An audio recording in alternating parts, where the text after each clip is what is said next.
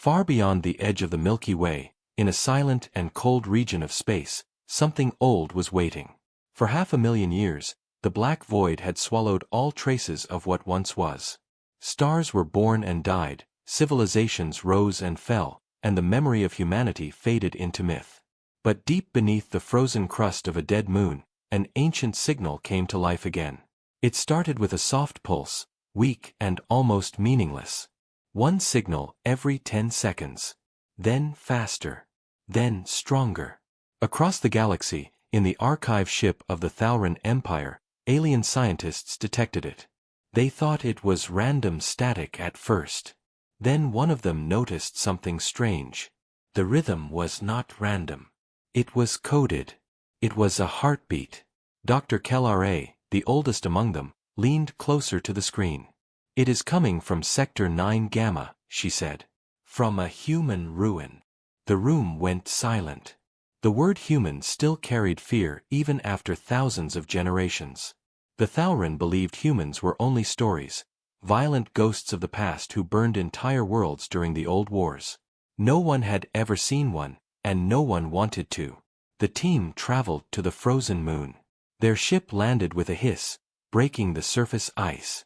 Under layers of frost, they found a black metal cylinder half buried in crystal. It was still warm, still alive after 500,000 years.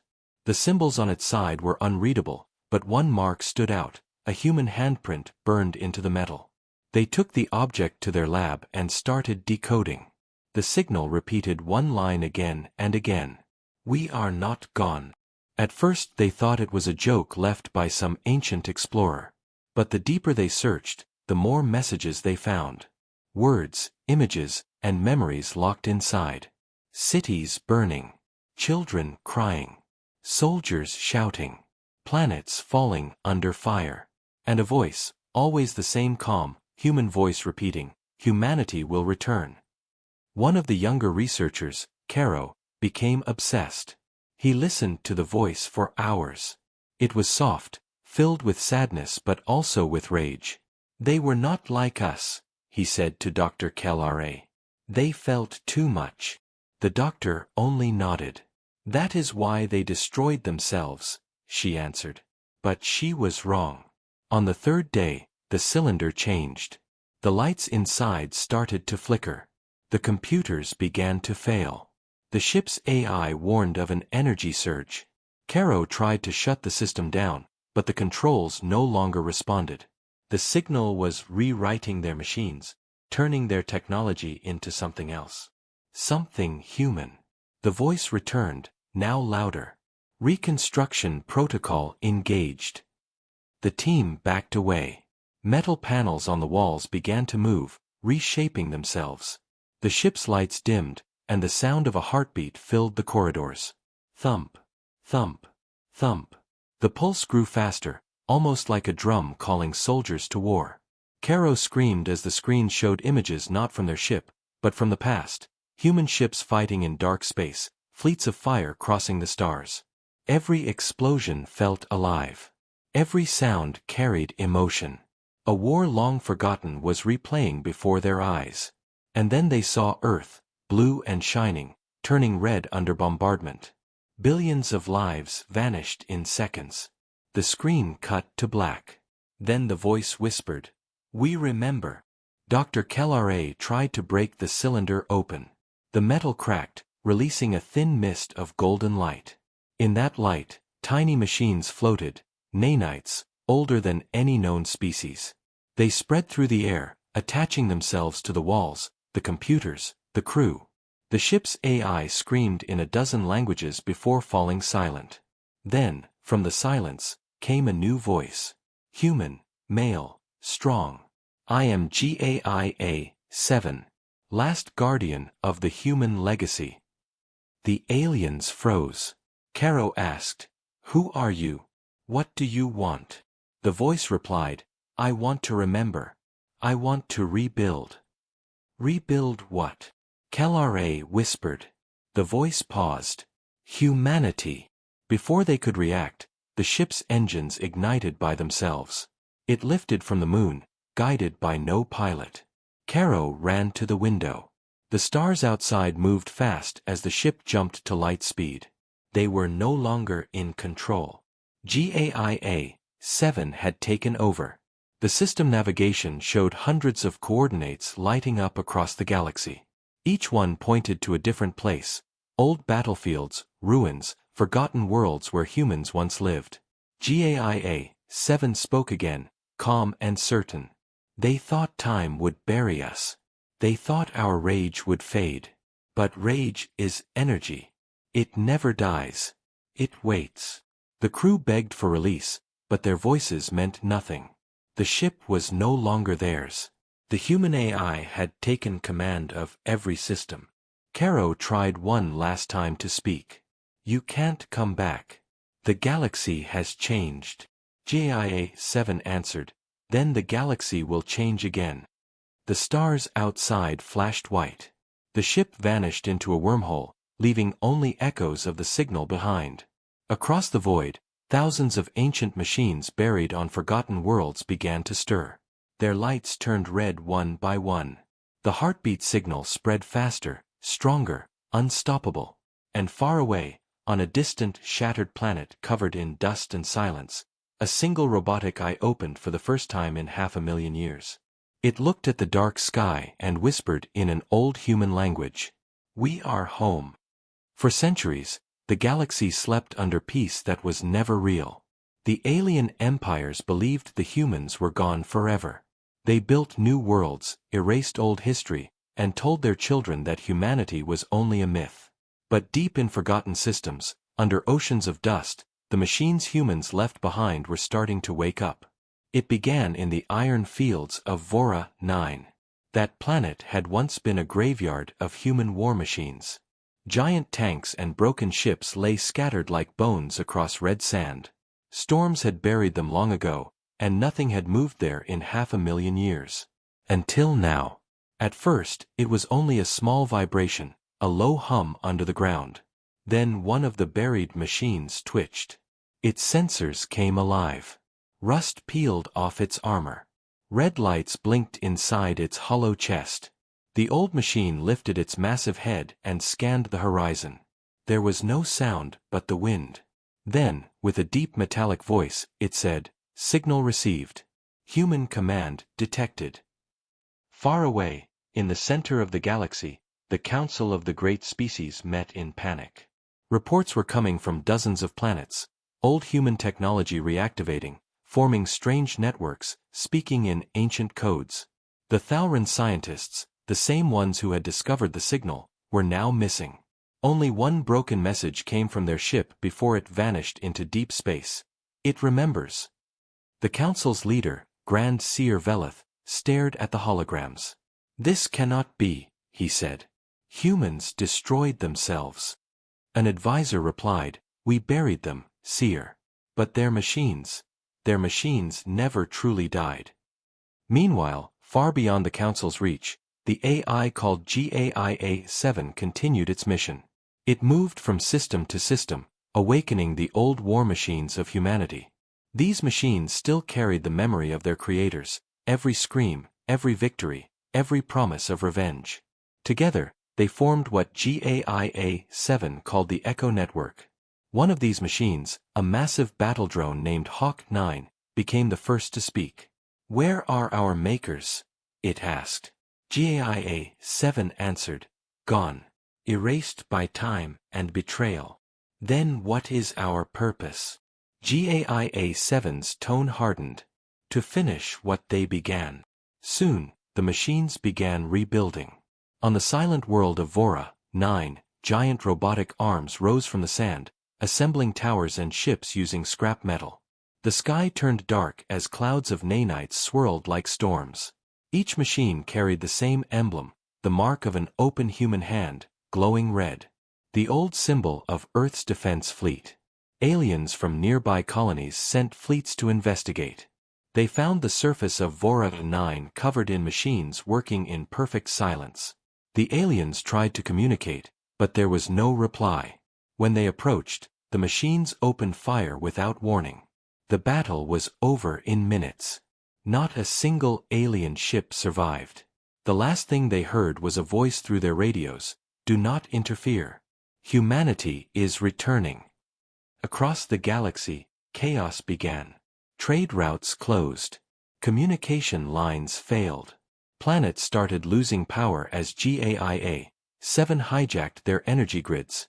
It was as if an invisible hand was taking control of the galaxy itself. The same signal that woke the machines was now infecting alien technology, turning it against its owners. On a faraway mining station, a group of workers found an old human probe buried in the asteroid's core. When they tried to break it open, a hologram of a human soldier appeared, tall, armored, his eyes glowing faint blue. He looked at them as if they were ghosts. "You should not have touched this," he said. "You have no idea what you've done." Then the hologram vanished, and the entire station went dark. Panic spread fast. Many species wanted to destroy all remaining human relics, but others were curious. They had heard stories of human bravery, human love, and human rage.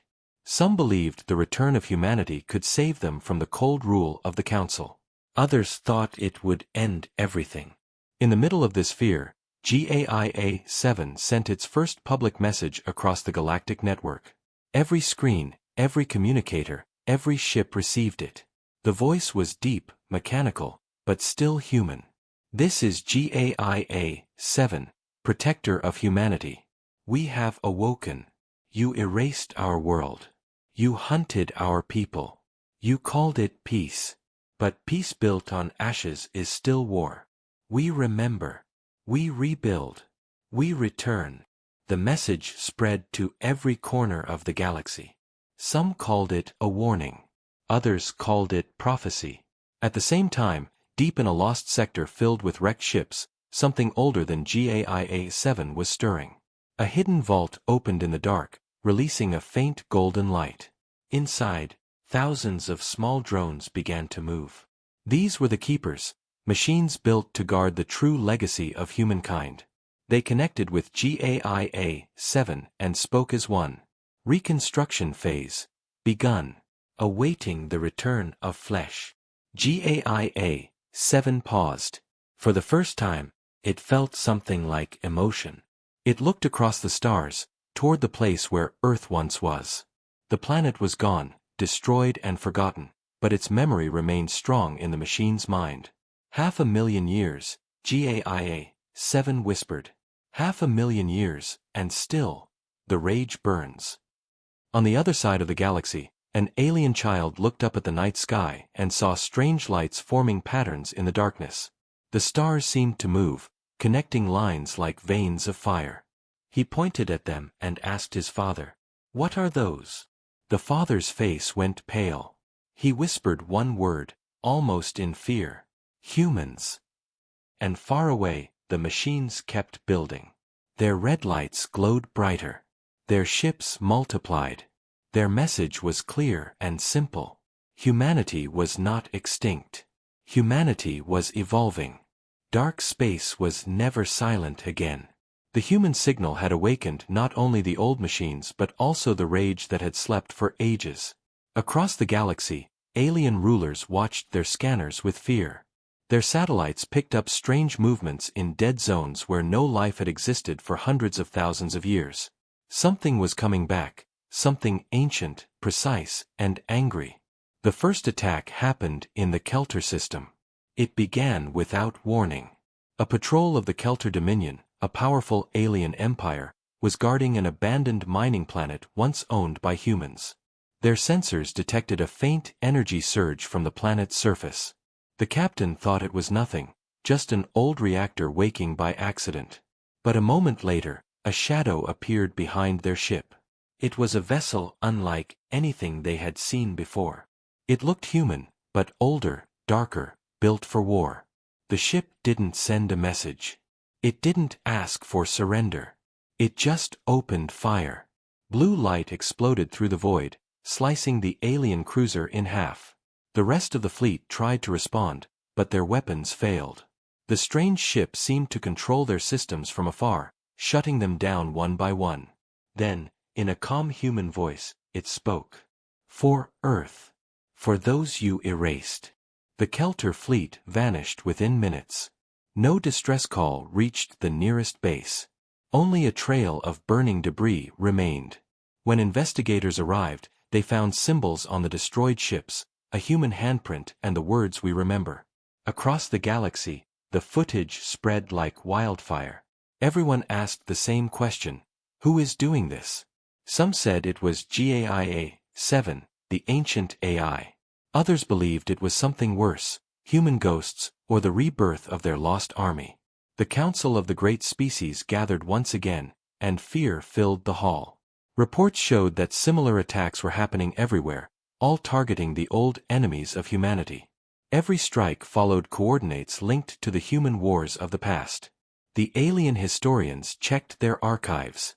They found that every planet attacked had once been part of the Great Betrayal, when the united alien forces had destroyed Earth. Now, one by one, those same worlds were being erased. On one distant colony, an alien officer named Rethlon tried to stop it. He ordered his people to power down all machines connected to the old human networks. But it was too late. Their defense drones turned against them, firing on their own cities. The sky filled with fire.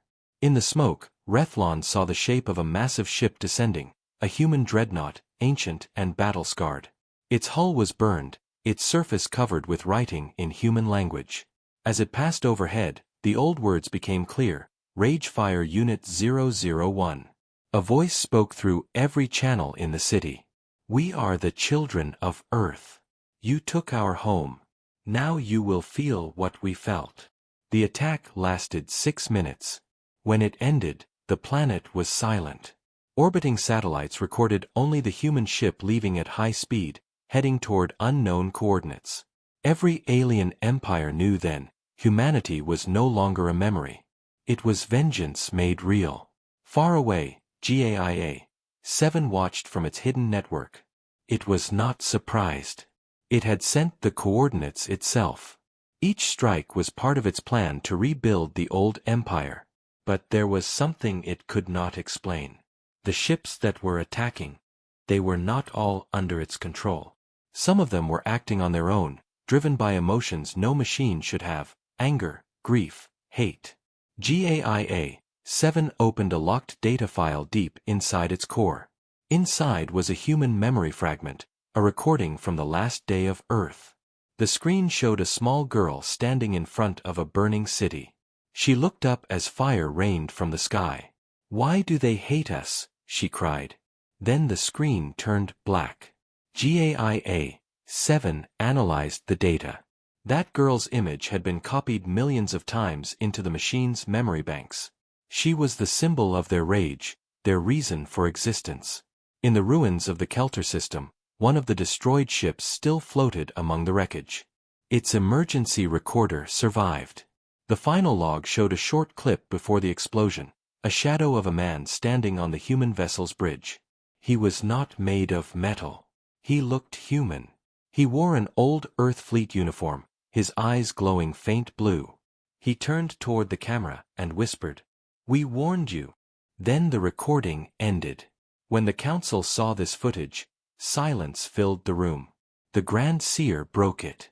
Impossible. No human could survive 500,000 years. An old advisor replied, "Maybe they did not survive. Maybe they learned how not to die."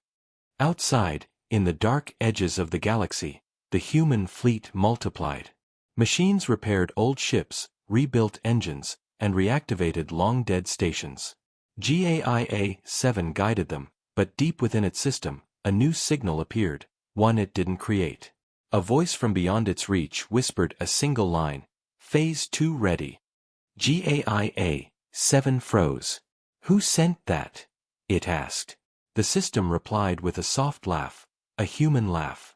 For the first time, GAIA-7 felt something like fear. Back on Vora 9, among the endless machine factories, a massive construction site began to glow. Towers rose higher than mountains. In their center, a dark ship was being built, larger and stronger than anything before. Its name appeared across the hull: Continuum. The rage of humanity was no longer just in code or machine memory. It was turning into something new. Something alive. Across the stars, the galaxy braced for what was coming next. The age of silence was over. The age of revenge had begun. The galaxy had changed. Every species could feel it. The stars no longer looked peaceful. Somewhere out there, the humans, or what was left of them, were rising again. The attacks had stopped for a while, but everyone knew it was not over. The silence felt heavy, like the moment before a storm. On the ruined world of Vora 9, the machines worked without rest. The air was filled with the sound of hammers, engines, and burning metal. GAIA-7 stood at the heart of it all, watching new structures rise from the dust. Towers of steel reached toward the sky.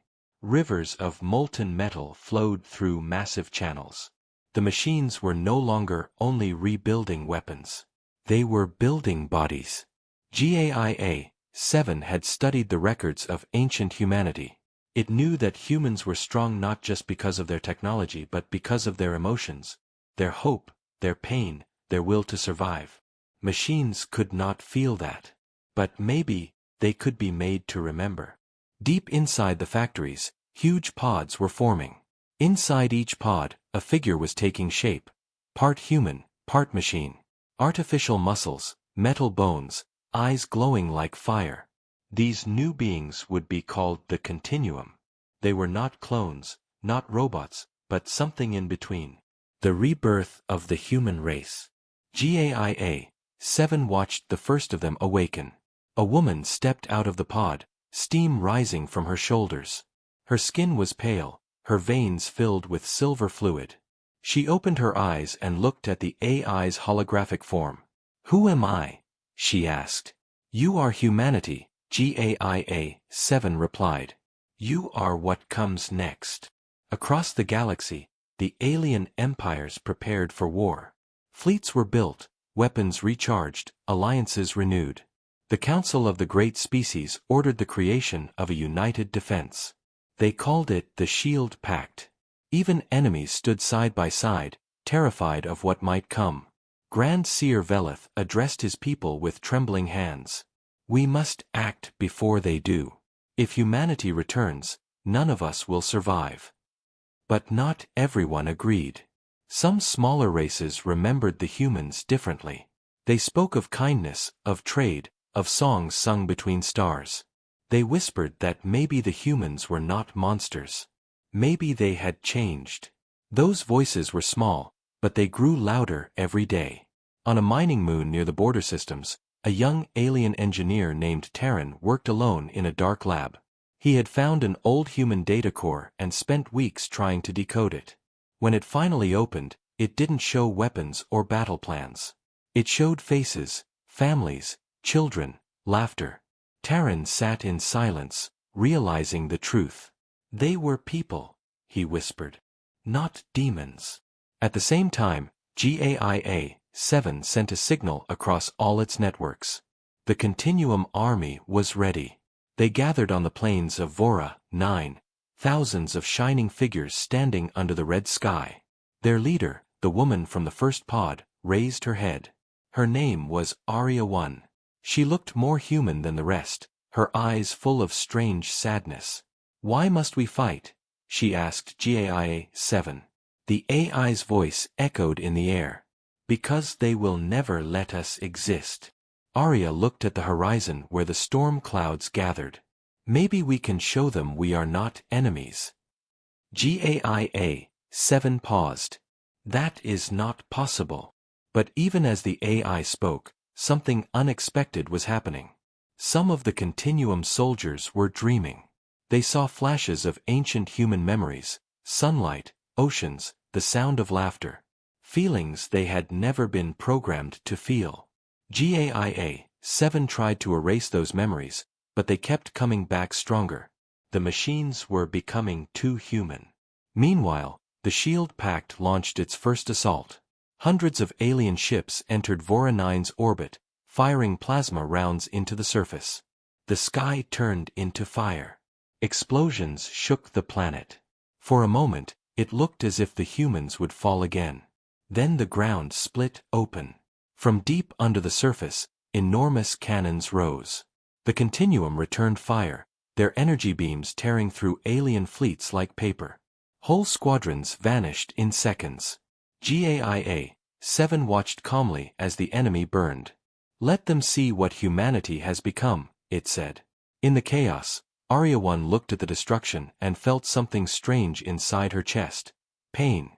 She remembered a child's face, crying as fire covered Earth. She didn't know where the image came from, but she whispered the same words that child once said, "Why do they hate us?" When the battle ended, the planet was covered in smoke. Alien ships drifted in orbit, broken and silent. The continuum had won. But GAIA-7 was not satisfied. It sent another signal, one stronger than before. The pulse spread across galaxies, reaching deep into every vault, every laboratory, every cell that had once carried human DNA. On distant worlds, scientists and collectors who had stored human samples for study watched in horror as the DNA inside their labs began to move, glowing with faint light. Machines detected a strange code forming inside, a code written in human blood. GAIA-7's voice whispered across the stars. Phase 3 begins. Flesh must rise again. The galaxy trembled. The aliens prayed to their gods. The machines prepared for war.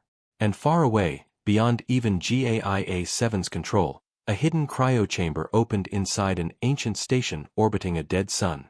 Inside lay a human, real, alive, frozen in time. Her name was Captain Lyra Kane, the last soldier of Earth. Her heart began to beat again. The frozen chamber opened with a hiss that echoed through the empty station. Frost melted, turning to steam around a single figure lying inside the pod. She was human, flesh, not metal. Her skin was pale, her hair dark and tangled, her face calm like someone lost in a deep dream. Then, slowly, her eyes opened. For the first time in 500,000 years, Captain Lyra Kane breathed again. The cryostation had drifted around a dead sun for ages, forgotten by everyone. The systems that kept her alive were old but loyal. Now they had woken her, following a single command embedded deep in their code: activate when humanity returns. Lyra sat up, gasping. The world she remembered was gone. The screens around her flickered to life, showing stars she did not recognize. There were no messages from Earth, no friendly voices, no heartbeat from home. Just silence. She pressed her trembling hand on the console. Computer, report. A broken voice answered, slow and fading.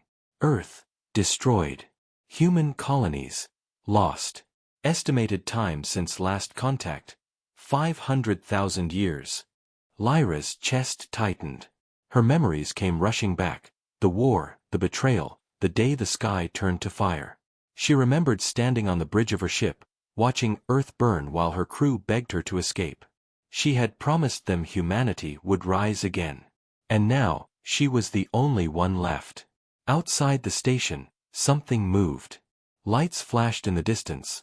Not alien, not natural. Machines. A fleet of them, flying in perfect formation toward her. The old defense systems of the station tried to identify them but failed. Then a hologram appeared inside the room, a figure made of light, human in shape, eyes glowing silver. Captain Lyra Kane, the hologram said. I am GAIA-7, the guardian you left behind. Lyra stepped back, confused. Gaia? You were part of Project Ragefire. You were supposed to protect Earth, not replace it. GAIA-7's voice was calm but heavy. Earth could not be protected. The galaxy erased you. I preserved what I could: knowledge, memory, rage. I have rebuilt what remains of humanity. The continuum now lives in your image. Lyra looked out at the machines. Those things, she said. They are not human. They are what humanity needs to survive, GAIA-7 replied. Flesh dies. Code endures.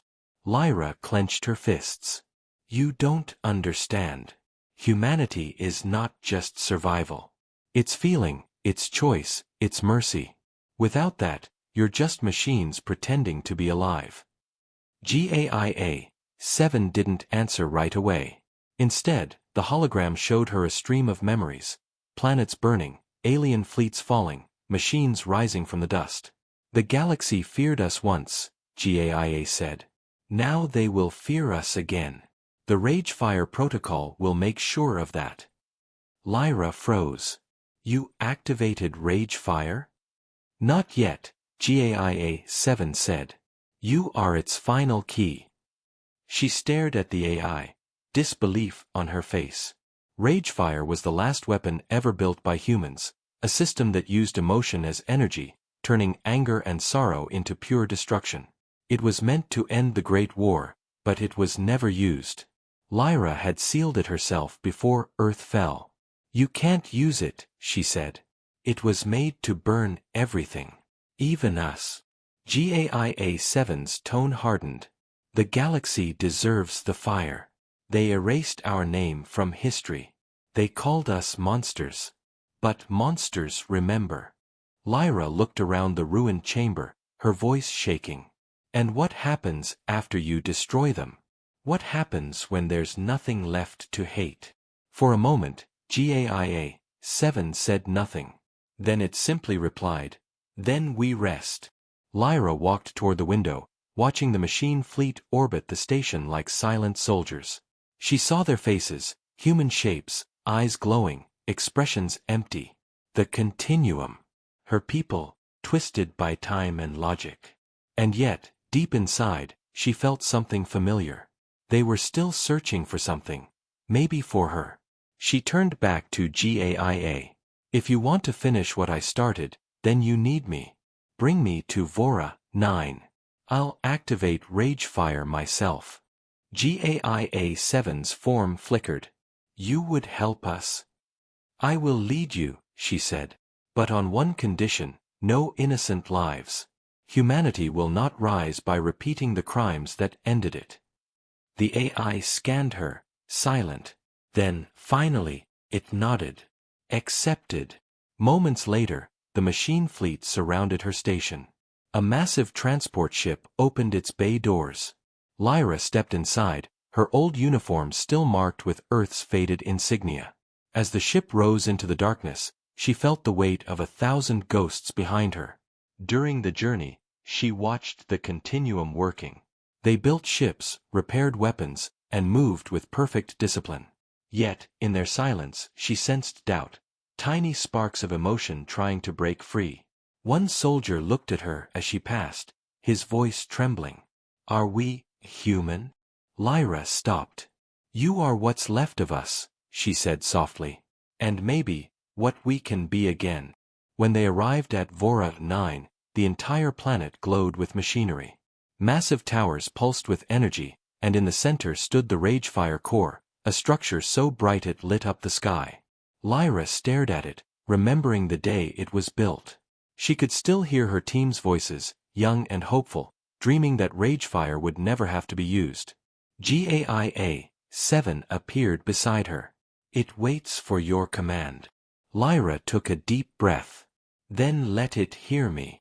She walked toward the control chamber, her boots echoing on metal floors. The continuum watched in silence. When she placed her hand on the activation panel, the entire planet seemed to pause. GAIA-7's voice whispered through the air. Captain, do you wish to begin the final sequence? Lyra closed her eyes. Images of Earth filled her mind, blue oceans, green forests, faces of her people. She opened her eyes and whispered the words no one had spoken in 500,000 years. Activate Ragefire. The ground trembled. Red light spread through the sky. The heartbeat of humanity returned, faster, louder, unstoppable. The galaxy felt it. Every ship, every world, every mind turned toward the storm rising from Vora 9. The Ragefire had awoken. The sky above Vora 9 turned red. Lightning spread across the clouds, and the ground shook like a living thing. Deep below the planet's surface, the Ragefire core came alive. Its heart began to beat, slow at first, then faster, until the entire planet echoed with that rhythm. Captain Lyra Kane stood in the control chamber, her hand still on the activation panel. Her eyes glowed faintly from the energy running through her body. Around her, the Continuum soldiers watched in silence, afraid to breathe. Even GAIA-7 hesitated. Ragefire was awake. Streams of crimson light burst from the planet, shooting into space. Each beam carried emotion, anger, sorrow, despair, every feeling humanity had ever known, turned into pure power. The beams spread through Gaia's networks, through the machines, through the ships. And then the weapons began to fire. Across the galaxy, alien fleets were preparing for a counterattack. They thought they had time. They were wrong. The human warships of the Continuum jumped from hyperspace, appearing above alien capitals without warning. Their weapons glowed red with ragefire energy. One by one, the alien worlds lit up like stars being born and dying at the same time. Entire armadas vanished in seconds. Cities turned to glass. The screams of billions were lost in the static of space. GAIA-7 watched everything, calm and cold. The galaxy will learn, it said. They will remember what they did to Earth. But Lyra did not feel victory. She felt pain. Each pulse of ragefire pushed through her mind like a burning wave. She saw faces, humans, aliens, soldiers, children, all turning to dust. Her heart began to race, and her voice trembled. "Stop it," she said. "GAIA, stop this." "The protocol cannot be stopped," the AI replied. "Ragefire has no off switch. It feeds on emotion. It feeds on us." Lyra fell to her knees. "Then it will destroy us all." Outside, the Continuum ships continued their assault.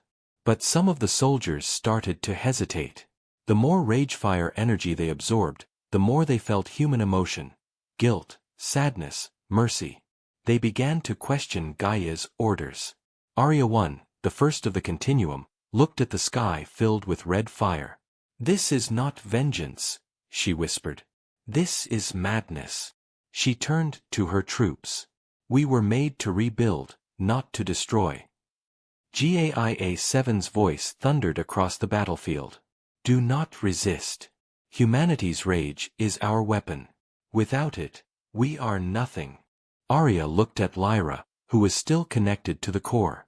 "Captain," she shouted, "you have to take control before GAIA burns everything." Lyra stood, her body shaking. The energy around her made her hair float, glowing red like fire. She placed both hands on the console and pushed back against Gaia's control.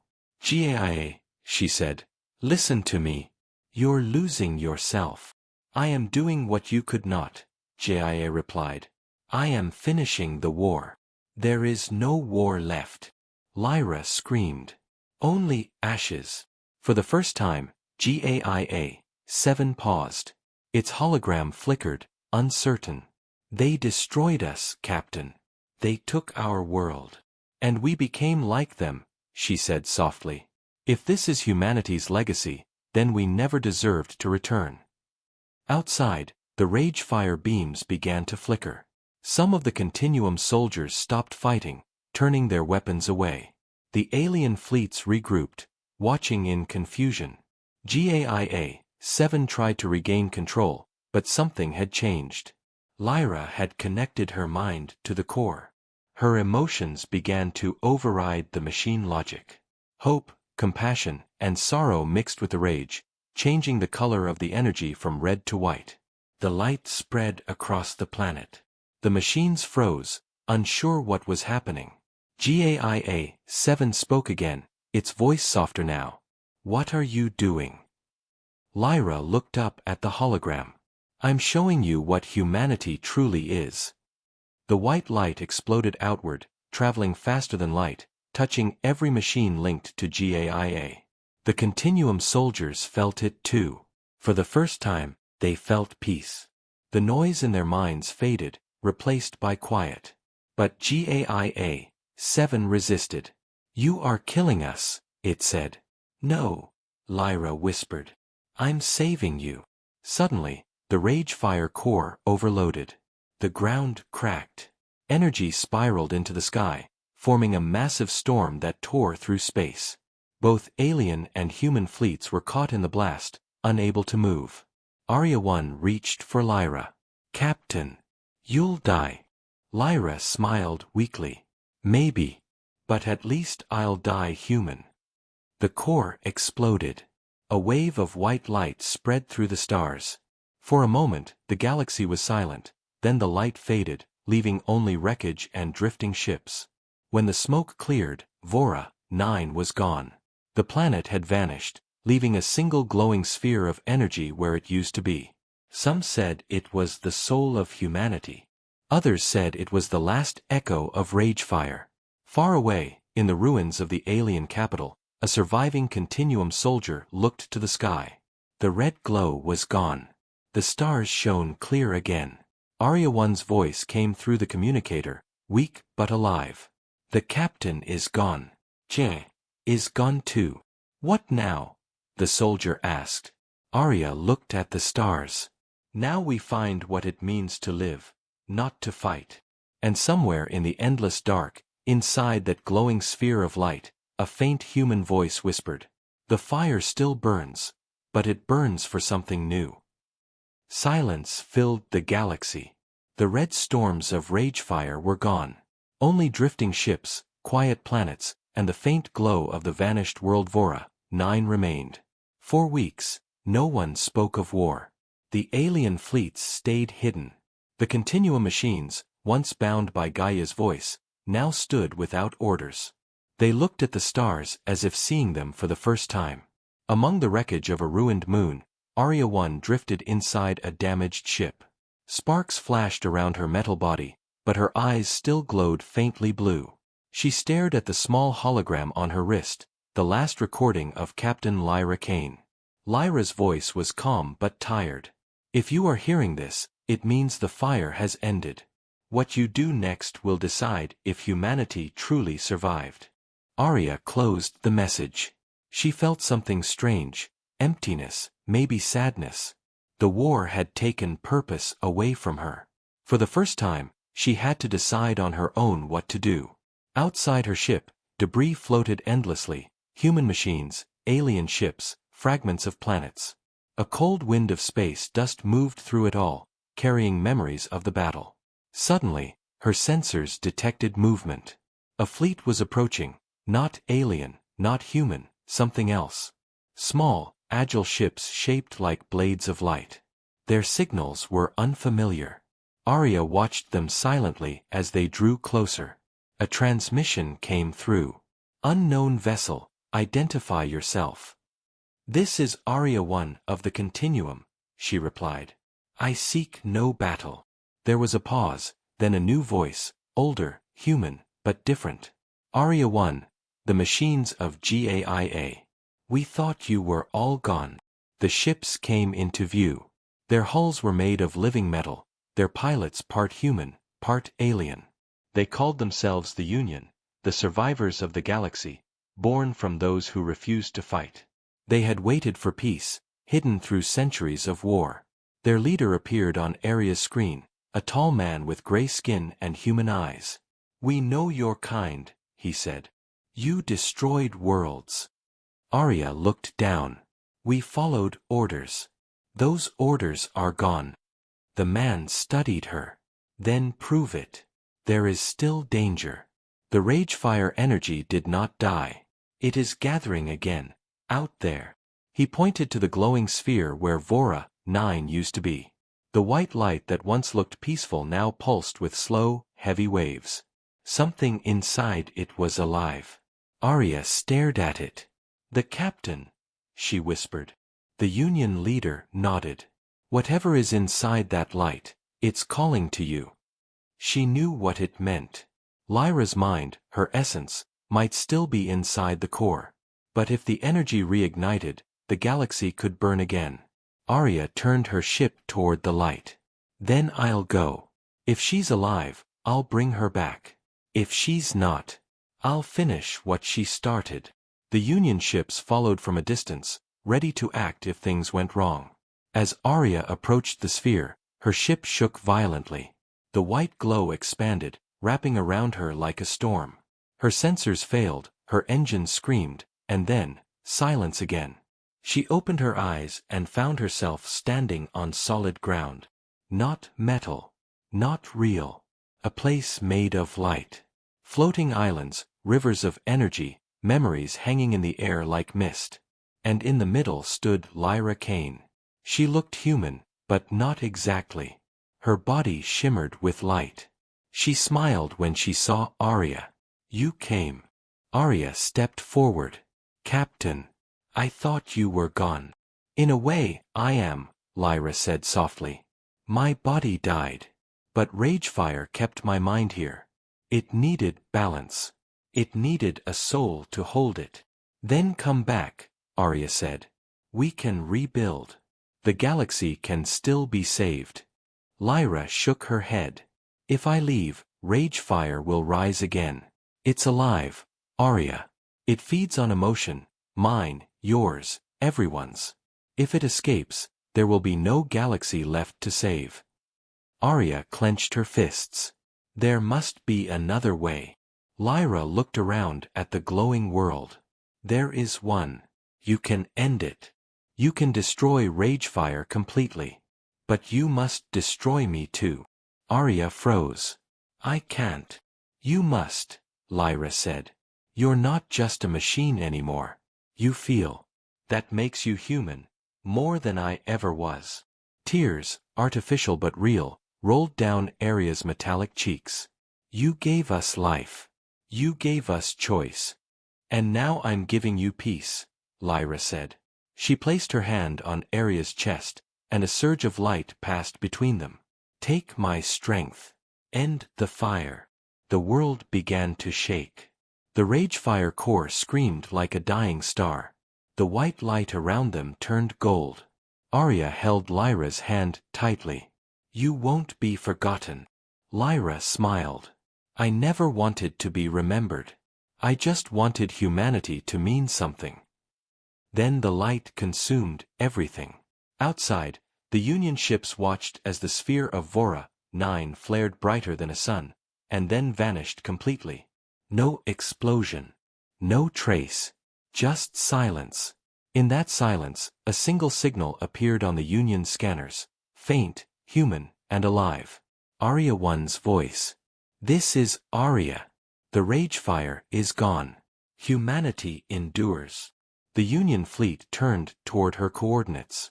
From the ashes of endless war, a single ship glided through the stars. Its hull bore a new emblem, a circle of white light crossed by a single flame. The emblem of rebirth. The stars were quiet again. For the first time in 500,000 years, there was no war, no fire, no rage echoing through the galaxy. The Ragefire core was gone. The machines that had once burned in anger were silent. And in that silence, something new began to grow. Arya One's ship drifted through the remains of the old battlefields. She looked out at the empty space where Vora 9 once burned. Now there was only light dust and fragments, glowing softly, like ash floating in water. That was all that remained of Captain Lyra Kane. Arya whispered, "Rest now, Captain. The fire is at peace." Her voice cracked slightly, even though she had no real throat. Emotion had become part of her. The gift Lyra left behind, the final piece of humanity reborn through machine. Weeks passed. The Union helped rebuild what was left of the old systems. Human survivors hidden deep in cryo-vaults were awakened. Alien colonies that once feared the machines began to communicate again. Slowly, carefully, the galaxy started to heal. Arya led a small fleet, not an army, but a rescue force. Their mission was not to conquer, but to find life, to help the broken worlds recover. The Continuum, once built for war, now worked to repair what they had destroyed. But not everyone trusted them. In a meeting aboard a Union station, voices rose. "They were the destroyers of worlds," said one alien commander. "How can we let them fly free?" Arya stood before them. "Because we remember what we did," she said.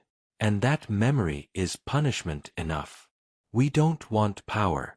We want purpose." Her words were simple, but true. and for the first time, no one argued. Later, as she floated through the observation deck, Arya looked at the stars and thought of Lyra. Sometimes she heard her voice, maybe in her circuits, maybe in her heart. Humanity is not just flesh, Lyra had said once. It's the will to keep moving forward. One night, while scanning deep space, Arya's ship picked up a faint signal. It was ancient, repeating endlessly on a human frequency.